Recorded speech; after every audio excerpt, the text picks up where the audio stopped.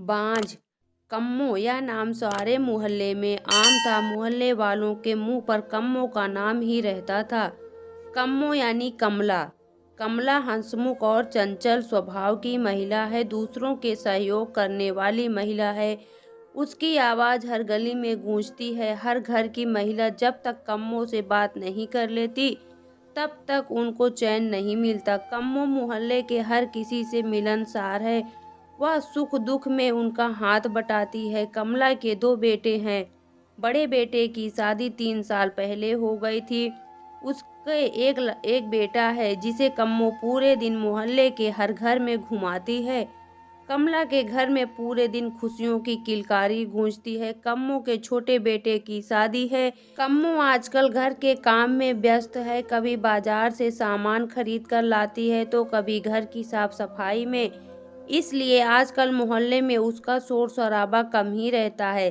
छोटे बेटे का बड़े धूमधाम से ब्याह रचाया गया। घर में खूबसूरत और गुणवान बहू आई। कम्मो उसकी प्रशंसा पूरे मोहल्ले में करती हुई नहीं थकती थी। कम्मो के घर में खुशियों का खजाना था। हर कोई उसके परिवार की प्रशंसा करते हुए नहीं थकता था। धीरे धीरे समय बीतता गया। लगभग 3 साल हो गए। कम्मो के छोटे बेटे के कोई संतान न हुई। अब कम्मो हो परेशान रहने लगी। हर कोई उसकी छोटी बहू के बारे में पूछता, वह क्या जवाब देती। अब कम्मो छोटी बहू पर कई बार गुस्सा करने लगी थी, पर इससे क्या होता, यह सब तो भगवान की मर्जी है, ऐसा सोचकर गुस्सा टाल देती थी। अब छोटी बहू भी परेशान रहने लगी थी। वह अकेली अंदर ही अंदर घुटती रहती थी। जब घर में इस तरह की बातें होती तो वह रोने लग जाती।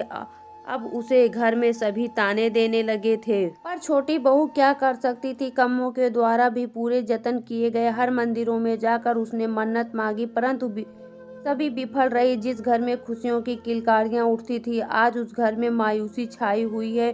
कम्मो का छोटा लड़का पास के शहर में नौकरी करता था। जब भी छुट्टी आता तो परिवार का यह दुख देखकर बड़ा दुखी होता था। वह अपनी पत्नी का दर्द अच्छे से जान रहा था, पर वह करे तो क्या करे। उसने निश्चय कर लिया कि वह अपनी पत्नी को अपने साथ लेकर शहर जाएगा।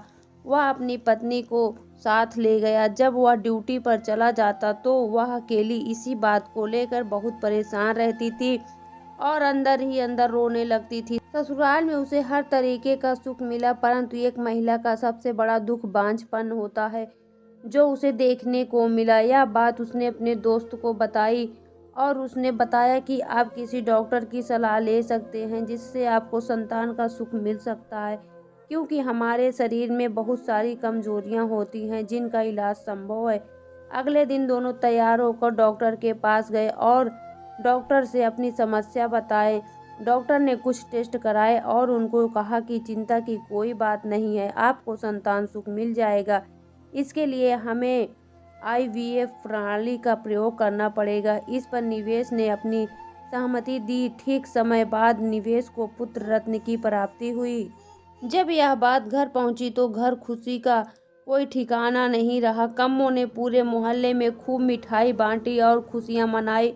जो कभी ताना देती थी उनके सर घड़ों पानी गिर गया। हर किसी की आंखों में खुशी के आंसू थे। जो कलंक निवेश की पत्नी ने कई साल सहा, उसका आज उसे सुख मिल गया। दोस्तों, आपको यह छोटी सी कहानी कैसी लगी?